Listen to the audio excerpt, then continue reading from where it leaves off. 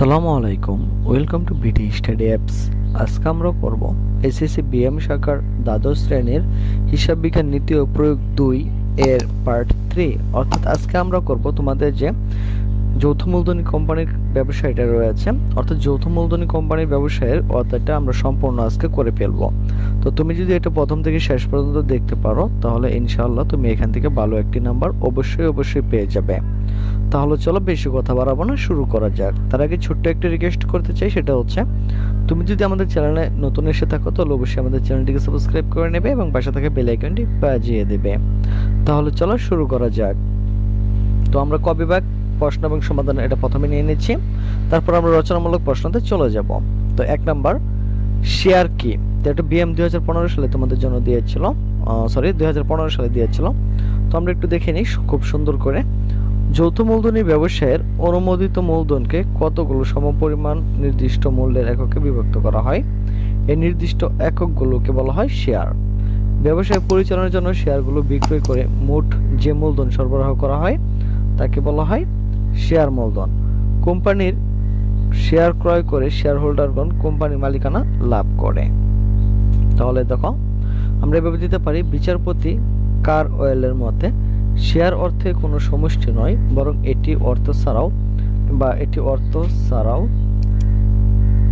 পরিমাপযোগ্য একটি স্বার্থ বা চুক্তি দ্বারা বিভিন্ন প্রকার অধিকারের সৃষ্টি করতে পারে। 2 নম্বর দেখো, বাংলাদেশের 1994 সালের আইনের কিংবা কোম্পানি আইনের 2(1) ধারা মতে শেয়ার বলতে কোম্পানির শেয়ার মূলধন অংশকে বোঝায়। নাম্বার 2, ঋণপত্র কাকে বলে? অথবা টিকা লিখতে হবে ঋণপত্র সম্পর্কে। তো সমাধান দেখো, কোম্পানি তার গৃহীত স্বীকার করে ঋণদাতাকে কোম্পানির সিল মোহর যুক্ত করে যে দলিল প্রদান করে থাকে তাকে ঋণপত্র বলা হয়। উক্ত দলিলে ঋণের সুদ ও তা গ্রহণের বিভিন্ন শর্ত লিখিত থাকে। পাবলিক লিমিটেড কোম্পানির বাড়তি মূলধনের প্রয়োজন হলে ঋণপত্র বিক্রি করে তা সংগ্রহ করতে পারে। এজন্য কোম্পানিকে যে সুদ দিতে হয় তা কোম্পানির দেয় লভ্যাংশ অপেক্ষা কম হয়ে থাকে, মানে এটা দেনা লভ্যাংশ অপেক্ষা কম হয়ে থাকে। এর সাহায্যে মূলধন সংগ্রহ করাও ব্যয় বেশি নয়। বিনিয়োগকারীর জন্য এটা সুবিধাজনক, কারণ সে কোম্পানির পাওনাদার নিয়মিত সুদ পেয়ে থাকেন। তারপর দেখো 3 নাম্বার, শেয়ার ও ঋণপত্রের মধ্যে পার্থক্য লিখতে হবে। তো এটা 2019 সালে দিয়েছিল। অথবা শেয়ার ও ঋণপত্রের মধ্যে পার্থক্য আলোচনা। দেখো সমাধান, যৌথ মূলধনী কোম্পানির জনসাধারণের নিকট এর শেয়ার বিক্রি করে যে অর্থ সংগ্রহ করে তাকে শেয়ার মূলধন বলে। যৌথ মূলধনী কোম্পানির মূলধন সংগ্রহের উদ্দেশ্যে জনসাধারণের নিকট দেখো এটা হবে মেয়ার ও ঋণপত্র, মেয়ার না মূলত শেয়ার হবে এটা, নিকট শেয়ার ও ঋণপত্র বিলি করে থাকে। শেয়ার ও ঋণপত্র যদিও কোম্পানির মূলধন যোগাতে সাহায্য করে, তথাপি এদের অনেক পার্থক্য বিদ্যমান। নিম্নে শেয়ার ও ঋণপত্রের মধ্যে পার্থক্য দেখানো হলো। তো আমরা লিখবো প্রথমে পার্থক্যের বিষয়, তারপর লিখবো শেয়ার, তারপর হচ্ছে ঋণপত্র। ঠিক আছে? তো 1 নম্বর দেখো, মূলধন। শেয়ার মূলধনের অর্থ কোম্পানির মূলধন।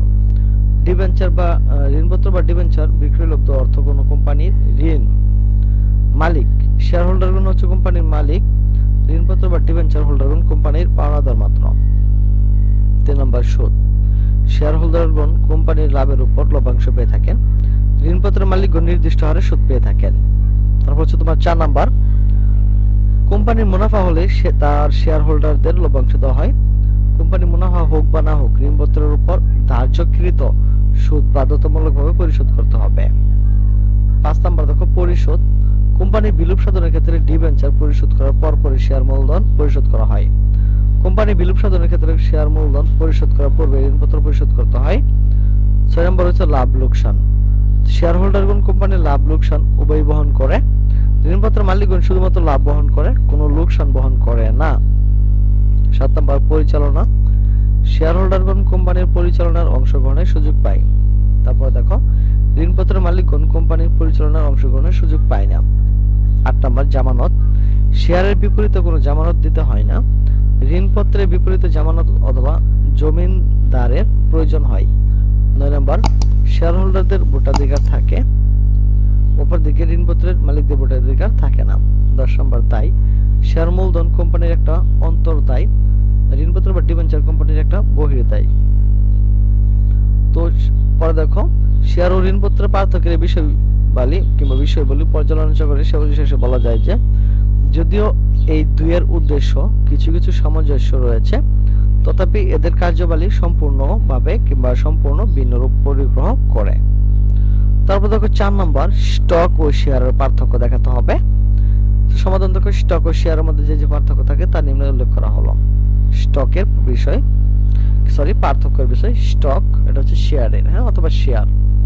নাম্বার 1 সংজ্ঞা।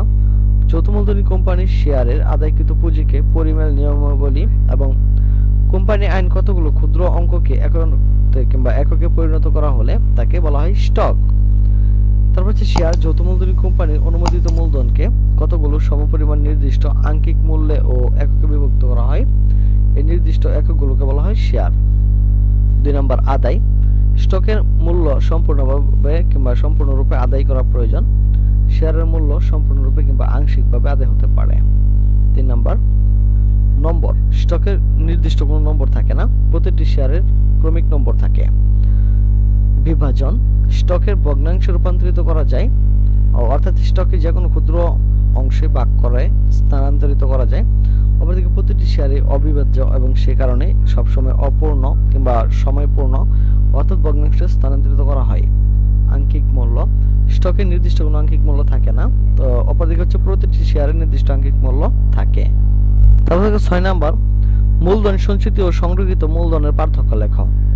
কোম্পানি আইনের 69 ধারা মোতাবেক গৃহীত সিদ্ধান্ত বলে কোম্পানির অতলবী মূলধনের যে অংশ বিশেষ বিলুপ সাধনের সময় কিংবা অন্য সময় এবং বিলুপ সাধনের প্রয়োজন ছাড়া অন্য সময়ে বা কোনো কারণে তলব করা যায় না।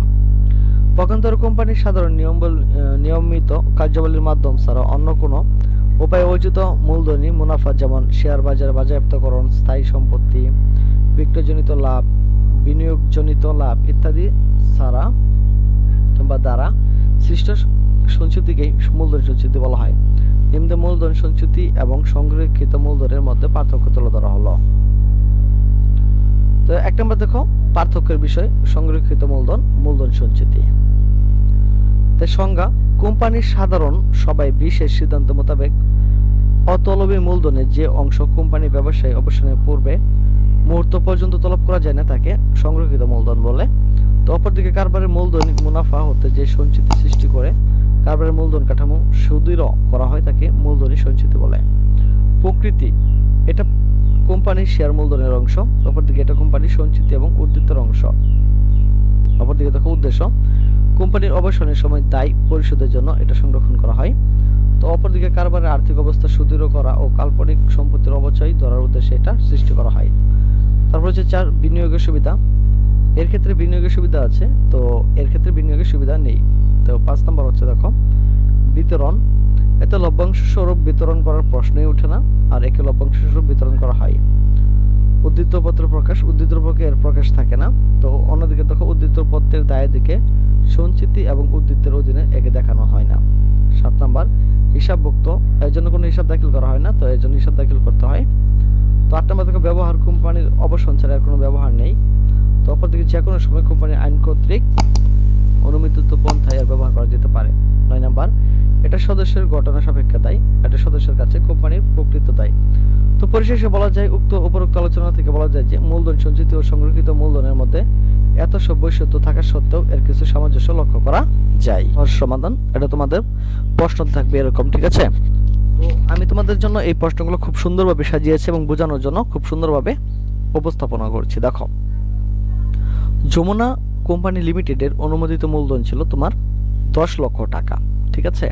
আর অনুমোদিত প্রতিটি 100 টাকার মূল্যের 10,000 শেয়ারে বিভক্ত। কোম্পানি এর 7,000 শেয়ার প্রতি 10 টাকা অধিহারের আবন্টনের উদ্দেশ্যে জনসাধারণের নিকট ইস্যু করলো, অর্থাৎ 7,000 ইস্যু করতে 10 টাকা অধিহারে। শেয়ারের টাকা শেয়ার প্রতি আবেদনের সঙ্গে 10 টাকা জমা ও আবন্টনের 40 টাকা অধিহার সহ, মানে কি অধিহার সহ প্রথম তলবে 40 টাকা এবং চূড়ান্ত তলবে 20 টাকা প্রদেয়। সর্বমোট 7,000 শেয়ার আবেদনের টাকা পাওয়া গেছে, ঠিক আছে?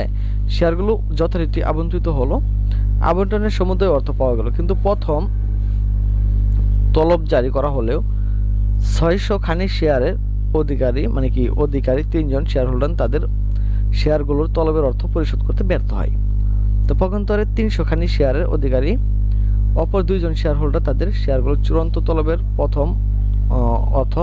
প্রথম তলবের সাথে অগ্রিম পরিশোধ করেছে, আর কোনো তলব এখন পর্যন্ত দায়ী হয় নাই।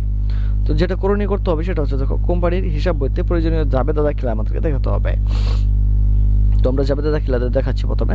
দেখো, তো ব্যাংক হিসাব ডেবিট 7 লক্ষ টাকা, কেন তোমার 7000 শেয়ার কি 10 টাকা করে বিক্রি করা হয়েছিল, ঠিক আছে। তো আমরা একটু উপরে যদি যাই তাহলে দেখো যে 7000 টাকা, প্রতি শেয়ার কি 10 টাকা দরে। তো 7000 টাকার দরে কি দেখো 7000 শেয়ার বিক্রি করা হয়েছিল 10 টাকা দরে।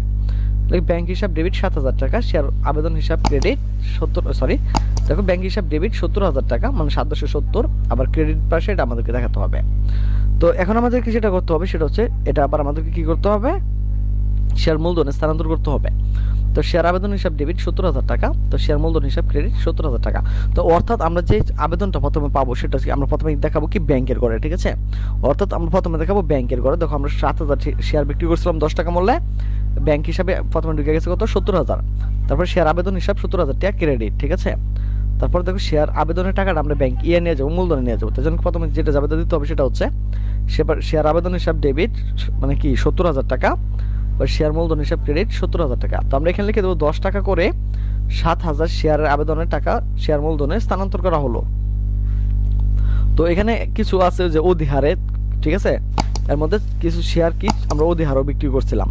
তো এখন আমরা দেখবো সেটা হচ্ছে, একটু দেখো শেয়ার অধিহার 40 টাকা করে 10 টাকা অধিহার সহ 7000 শেয়ার আবন্টনের টাকা শেয়ার মূলধন ও শেয়ার অধিহারে কি স্থানান্তর করা হলো, ঠিক আছে, অধিহার সহ। শেয়ার আবন্টন হিসাব ডেবিট 2,80,000 টাকা। পরে শেয়ার মূলধন হিসাব ক্রেডিট 2,10,000 টাকা। শেয়ার অধিহার হিসাব ক্রেডিট 70,000 টাকা। অপরদিকে দেখো ব্যাংক হিসাব ডেবিট 2,80,000 টাকা, শেয়ার আবন্টন হিসাব ক্রেডিট 2,80,000 টাকা, 80,000 টাকা। অর্থাৎ প্রতি শেয়ার 40 টাকা ধরে 7000 শেয়ার আবন্টনের টাকা পাওয়া গেছে, ঠিক আছে। এখন কি হয়েছে, প্রতিটা শেয়ার 40 টাকা ধরে 7000 মানে কি শেয়ার বিক্রি করা হয়েছে, ঠিক আছে। 4 সাথে 28, এই হচ্ছে তোমার 28, ঠিক আছে, মানে কি 2,80,000 টাকা। তো প্রথম তলব হিসাব ডেবিট 2,80,000 টাকা, এই যে এটা। তারপর হচ্ছে শেয়ার মূলধন হিসাব ক্রেডিট, আমরা কি শেয়ার মূলধনেরকে ট্রান্সফার করে দিলাম।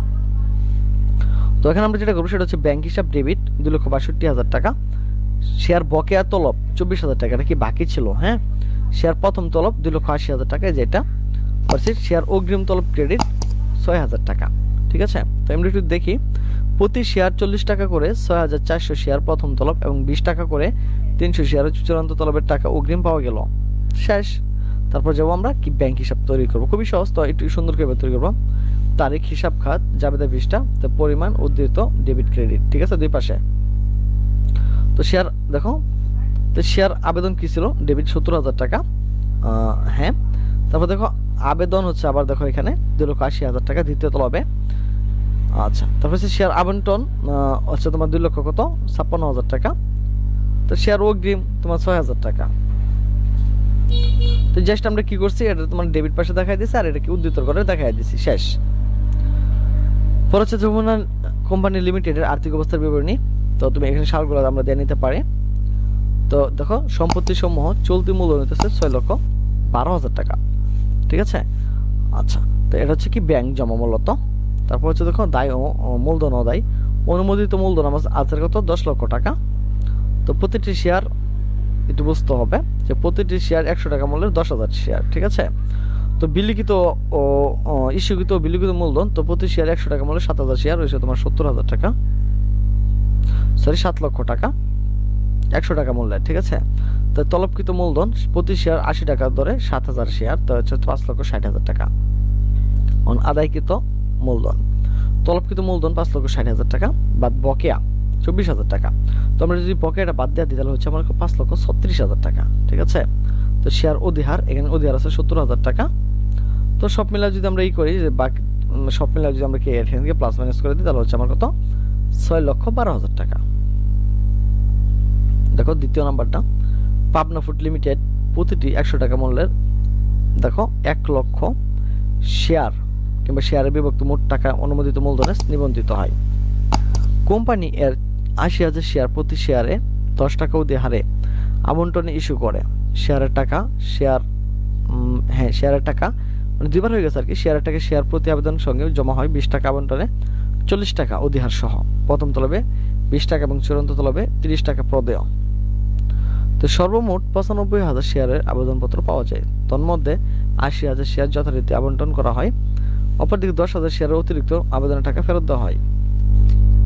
তো অবশিষ্ট 5,000 শেয়ারের অতিরিক্ত আবেদনের টাকা আবন্টন হিসাবে সমন্বিত করা হয়। তো আবেদনের টাকা সমুদয় যথারীতি পাওয়া যায়, কিন্তু প্রথম তলব জারি করা হলে মোট 2,500 শেয়ারের একজন মালিক তার শেয়ারগুলো তলবের টাকা পরিশোধে ব্যর্থ হন। অপরদিকে 4 জন শেয়ার মালিক সর্বমোট 4,500 শেয়ারের চূড়ান্ত তলবের টাকা প্রথম তলবের সঙ্গে অগ্রিম প্রদান করেন। এখন চূড়ান্ত তলব জারি করা হয়নি। তো করণীয় যেটা হচ্ছে, প্রথম হচ্ছে কোম্পানি হিসাব বহিতে প্রয়োজনীয় জাবেদা এবং কোম্পানির হিসাব ব্যাংক প্রস্তুত, মানে কি ব্যাংক হিসাব প্রস্তুত করতে হবে। তারপর হচ্ছে খ নাম্বার হচ্ছে দেখো কোম্পানির আর্থিক অবস্থার বিবরণী তৈরি করতে হবে। তো আমরা আগেরটার মতো জাবেদাগুলো দেব। প্রথমে ব্যাংকের ঘরে হচ্ছে দেখো, ব্যাংকের ঘরে আমরা নেব কি, প্রতি শেয়ার 20 টাকা করে, তারা কিন্তু 95,000 শেয়ারের আবেদন পাইছে, ঠিক আছে। তেমন 95,000 20 টাকা করে আবেদন মানে কি গুণ করবো 20 টাকা দিয়া, মানে 95,000 গুণ 20, ঠিক আছে। তা ব্যাংক হিসাব হচ্ছে দেখো 19 লক্ষ টাকা, শেয়ার আবেদন হিসাব ক্রেডিট এটা হচ্ছে 19 লক্ষ টাকা। তারপর দেখো একটু, শেয়ার আবেদন হিসাব 19 লক্ষ টাকা, শেয়ার মূলধন হিসাব 16 লক্ষ টাকা, শেয়ার আবন্টন হিসাব 1 লক্ষ টাকা, ব্যাংক হিসাব 2 লক্ষ টাকা। তাই এই তিনটা যদি আমরা যোগ করি তাহলে কিন্তু 19 লক্ষ টাকাই হয়ে যাবে। কেন হলো একটু দেখি আমরা, প্রতিটি শেয়ার 20 টাকা করে 95,000 শেয়ারের মধ্যে 80,000 আবেদনের টাকা মূলধন হিসাবে 10,000 খানি শেয়ারের টাকা ফেরত দেওয়া হলো এবং 5,000 খানি শেয়ারের আবেদনের টাকা আবন্টনের সাথে সমন্বয় করা হলো। তো শেয়ার আবন্টন হিসাব ডেবিট 32 লক্ষ টাকা, তো শেয়ার মূলধন হিসাব ক্রেডিট 24 লক্ষ টাকা, তো শেয়ার অধিহার হিসাব 8 লক্ষ টাকা। তো এই 8 লক্ষ আর 24 লক্ষ হচ্ছে আবার 32 লক্ষ, ঠিক আছে। তারপর দেখো ব্যাংক হিসাব 31 লক্ষ টাকা, শেয়ার আবন্টন হিসাব ক্রেডিট এটা হচ্ছে 31 লক্ষ টাকা, অর্থাৎ প্রতিটি শেয়ার 40 টাকা করে শেয়ার অধিহার সহ 8,000 শেয়ার আবন্টনের টাকা পূর্বে আবেদনের সাথে দেখো এটা হচ্ছে 10 লক্ষ টাকা বাদে সমুদয় পাওয়া গেল। তারপর দেখো শেয়ার প্রথম তলব হিসাব ডেবিট 16 লক্ষ টাকা, শেয়ার মূলধন হিসাব ক্রেডিট 16 লক্ষ টাকা, অর্থাৎ এখানে দেখো প্রতিটি শেয়ার 20 টাকা করে 80,000 শেয়ারের টাকা কিংবা প্রথম তলবের টাকা শেয়ার মূলধন হিসাবে স্থানান্তর করা হয়েছে।